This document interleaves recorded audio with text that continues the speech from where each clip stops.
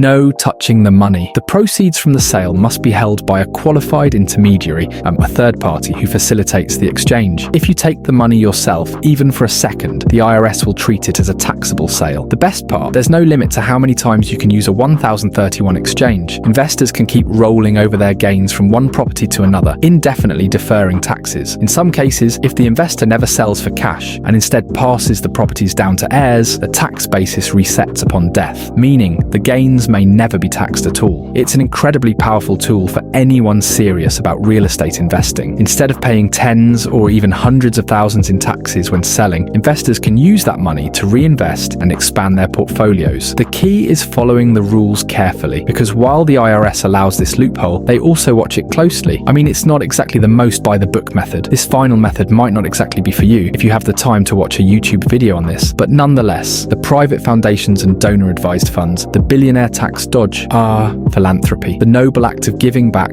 supporting worthy causes, and, if you're wealthy enough, dodging a hefty tax bill in the process. While the rest of us are out here debating whether donating $5 to a GoFundMe counts as charity, the ultra-rich are setting up private foundations and donor-advised funds, DAFs, to shield millions from the IRS. Here's how it works. Instead of paying taxes on a large chunk of income, a wealthy individual can donate that money to their own private foundation, or a DAF. Because charitable contributions are tax deductible, this dramatically lowers their taxable income. The best part, they still get to control the money. Let's break down the two main strategies. Private foundations, the personal charity loophole. A private foundation is basically a personal charity that the wealthy create in their own name. Once money is placed in the foundation, it's technically no longer theirs. It belongs to the foundation, but in a shocking twist of events, they and their family members can control how it's spent. The IRS requires that private foundations distribute only 5% of their assets each year, meaning the remaining 95% can sit in investments, growing tax-free indefinitely. So while it looks like generosity, it often functions more like a family trust with better PR. Donor-advised funds, charity on layaway. ARD-DAF is like a charitable savings account. The donor gets a full tax deduction the moment they contribute to it, but they aren't required to distribute those funds immediately, or ever, really. While technically the money has to go to a real charity eventually, there's no strict timeline. Some billionaires use DAFs to delay their giving for years or even generations, while enjoying immediate tax benefits. To put it simply, these loopholes allow the wealthy to look charitable, keep control of their money, and avoid taxes all at the same time, while the rest of us get a polite thank you email. For our $20 donation to disaster relief, the ultra-rich get their names on buildings while their money keeps growing, untaxed. Now, is this illegal? No. Is it morally questionable? That depends on how you feel about billionaires getting massive tax breaks, while public schools hold bake sales to afford new textbooks.